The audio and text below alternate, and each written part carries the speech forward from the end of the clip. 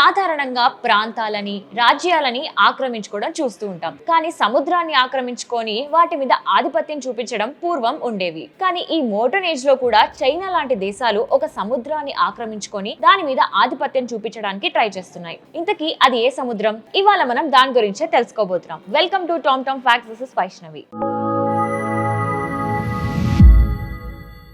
అన్ని దేశాల కన్నుపడ్డ ఆ సముద్రమే మన ఇండియా చుట్టూ ఉండే ఇండియన్ ఓషన్. దీన్ని మనం హిందూ మహాసముద్రం అని పిలుస్తాం. ఈ ఓషన్ లో ఈ ప్రపంచంలోనే అత్యంత ముఖ్యమైన పోర్ట్లు ఉన్నాయి. ఇండియన్ పోర్ట్ లో చెన్నై, ముంబై, కోల్కతా, శ్రీలంకలో కొలంబో అండ్ సౌత్ ఆఫ్రికాలో Richards Bay and Durban port, ఇండోనేషియాలో జకార్తా అండ్ ఆస్ట్రేలియాలో మెల్బోర్న్ పోర్ట్. ఇలా వీటితో పాటు ఇంకా ఎన్నో ఇంపార్టెంట్ పోర్ట్స్ ఉండటంతో almost 80% of world trade Indian Ocean నుండే జరుగుతుంది. అంతేకాకుండా overall world oil and mineral deposits లో కూడా ఇండియన్ ఓషన్ హస్తం ఉంది. 40% of total world's oil production కూడా ఇండియన్ ఓషన్ నుండే చేస్తున్నారు. ఇండియన్ ఓషన్ మన కంప్లీట్ ఎర్త్ సర్ఫేస్ లో 20% ఆక్యుపై చేసి ఉంది. ఇన్ఫాక్ట్ దీని చుట్టూ ఎన్నో కంట్రీస్ అండ్ కాంటినెంట్స్ బౌండ్ అయి ఉన్నాయి. నార్త్ లో మన ఇండియన్ సబ్ కాంటినెంట్స్, వెస్ట్ లో ఆఫ్రికా, ఈస్ట్ లో ఆస్ట్రేలియా అండ్ సండా ఐలాండ్స్, ఇంకా సౌత్ లో ఏమో అంటార్క్టికా. ఇలా మొత్తంగా దీని చుట్టూ 57 island groups, 16 African countries and 18 Asian countries ఉన్నాయి.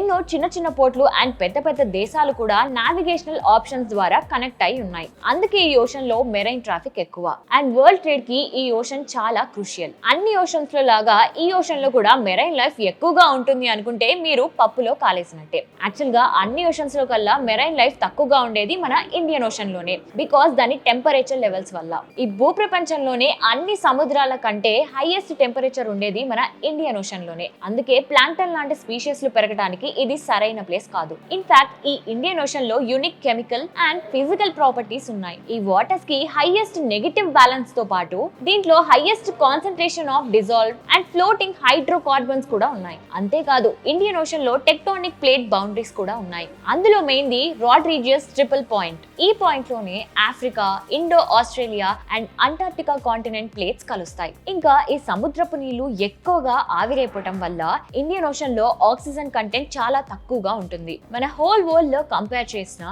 ఈ ఓషన్ కున్న గ్రేటర్ ఎవాపరేషన్ రేట్ ఏ ఓషన్ కి లేదు. గంగా, బ్రహ్మపుత్ర లాంటి రివర్స్ తో సహా ఈ ఇండియన్ ఓషన్ 6000 కిలోమీటర్స్ కంటే ఎక్కువ రివర్స్ నే కలుపుతుంది. అసలు ఇవన్నీ ఒక ఎత్తైతే అగ్నిపర్వతాలకి మూలమైన కెరిగిలన్ ప్లాట్యూ లాంటి ప్లాట్యూలు అండ్ ఐలాండ్స్ ఎన్నో ఈ ఓషన్ లో సబ్మర్జ్ అయిపోయాయి. ఇవి ఇండియన్ ఓషన్ గురించి మాకు తెలిసిన కొన్ని విషయాలు. మీకు కూడా ఇండియన్ ఓషన్ గురించి ఏమైనా ఇంట్రెస్టింగ్ విషయాలు తెలిస్తే కింద కామెంట్స్ లో షేర్ చేయండి. Until then keep watching TomTom facts. This is Vaishnavi.